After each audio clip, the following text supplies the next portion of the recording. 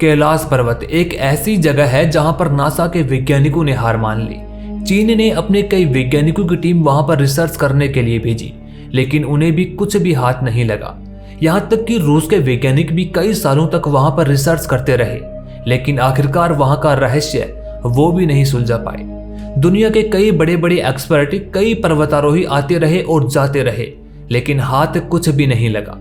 और दोस्तों, सबसे बड़ी बात तो ये है कि आज तक कैलाश पर्वत पर कोई चढ़ भी नहीं पाया है। उसके रहस्य को खोजना तो दूर की बात है। लेकिन आज हम आपको एक ऐसी सच्चाई बताने वाले हैं जिसे जानकर आप भी हैरान रह जाएंगे। आपके पैरों तले से जमीन खिसक जाएगी। दरअसल दोस्तों, कैलाश पर्वत का समय धरती के समय से अलग होता है। और ये बात हम नहीं कह रहे हैं, यह बात कह रहे हैं वहां पर जाने वाले वो लोग जिन्होंने इस चीज को अनुभव किया है।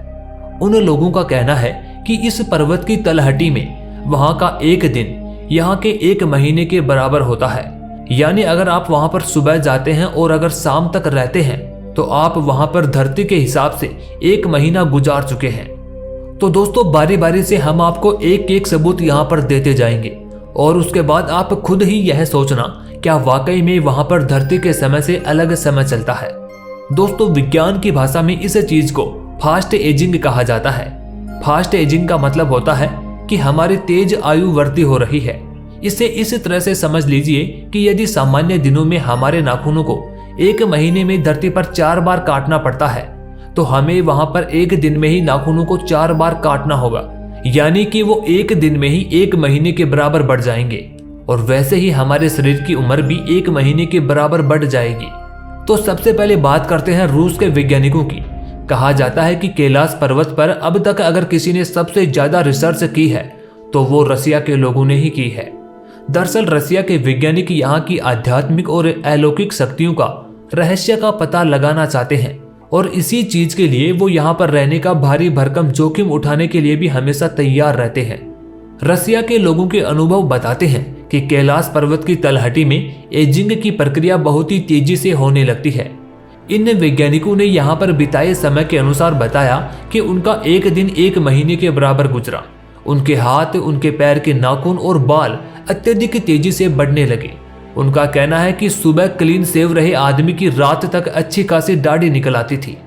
रूसी वैज्ञानिक डॉक्टर अर्नुस्ट मूलदासेव के बारे में कहा जाता है कि उन्होंने ही सबसे पहले यह बताया था कि यहाँ कैलाश के 53 किलोमीटर परिक्रमा पथ पर रहने से एजिंग की गति बढ़ने लगती है।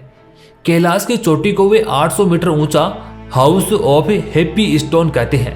उसके बाद मॉस्को की Russian academy of natural sciences के यूरी जाकारोव ने अपने बेटे पोल के साथ यहाँ की यात्रा की थी, लेकिन बहुत ही भयानक और अलौकिक अनुभव के साथ उन्हें वहां से तुरंत वापस लौटना पड़ा था। वहीं डॉक्टर अर्नेस्ट मुलादिसिव ने बताया था कि कैलाश पर्वत पर चढ़ने के साथ ही उनकी उम्र बढ़ती गई।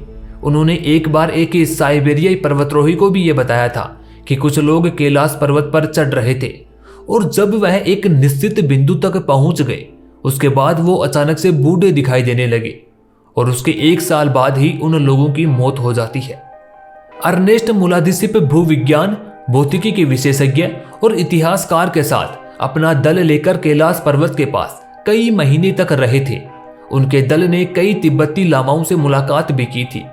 वहां से वापस लौटकर मुलादिसिव ने where do we come from, मतलब हम कहां से आए, इस नाम से एक किताब भी लिखी थी। मुलादिसिव की टीम इस निष्कर्ष पर पहुंची कि वास्तव में कैलाश पर्वत पर एक विशाल मानव निर्मित पिरामिड है जिसका निर्माण प्राचीन काल में किया गया होगा। चलिए दोस्तों, अब आपको एक और अंग्रेज की भी कहानी सुनाते हैं। लॉरेंज डिसूजा नाम का एक अंग्रेज था। उसने एक बार कहा था कि मैं इस मजबूत कैलाश पर्वत को पार करके दिखाऊंगा और आपको जीवित लौट करके दिखाऊंगा। इसके बाद उसने कैलाश पर्वत पर पहुंचने के लिए चढ़ाई शुरू कर दी, लेकिन जैसा कि बाकी लोगों के साथ हुआ, वह भी आधे रास्ते से वापस लौट आया।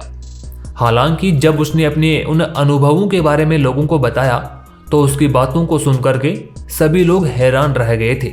उसने बताया कि जब मैंने शुरू में चढ़ाई शुरू की थी तो मुझे सब कुछ नॉर्मल सा लग रहा था, लेकिन जैसे जैसे मैं आगे बढ़ता गया मेरे साथ अजीबोगरीब हरकतें होने लगी और मैं यह सब कुछ देखकर हैरान रह गया था। उस अंग्रेज ने बताया कि जब मैं इस पर्वत पर पहुंचने के लिए गया था तब मेरी उम्र महज 30 साल की थी।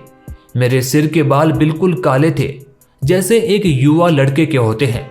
लेकिन जैसे जैसे मैं कैलाश पर्वत की चढ़ाई में आगे बढ़ता गया, मेरे बाल धीरे धीरे सफ़ेद होते जा रहे थे।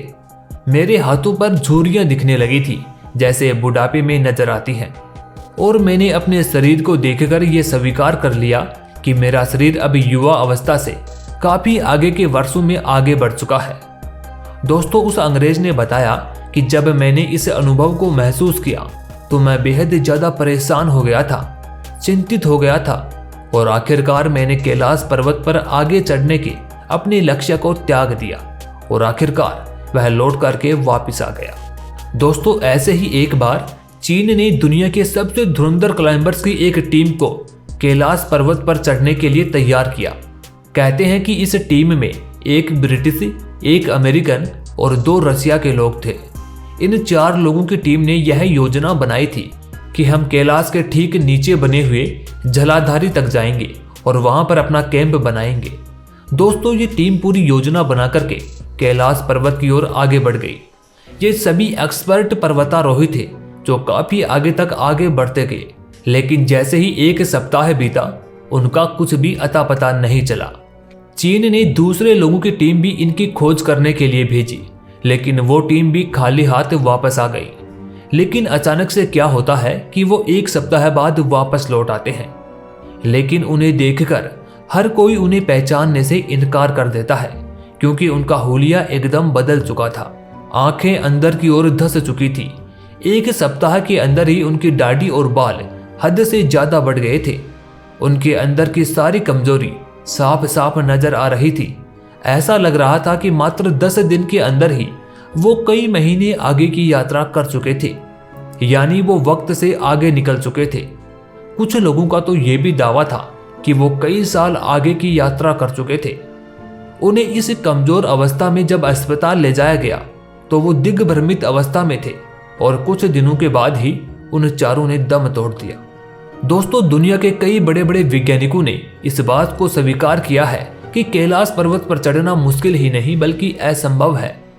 वहीं एक एक्सपर्ट पर्वतारोही कर्नल RC विल्सन ने अपने अनुभव शेयर करते हुए एक बार कहा था कि जैसे ही मुझे लगा कि मैं एक सीधे रास्ते से कैलाश पर्वत के शिखर पर चढ़ सकता हूं, अचानक से वहां पर भयानक बर्फबारी शुरू हो जाती है और उस बर्फबारी ने मेरी चढ़ाई को असंभव बना दिया।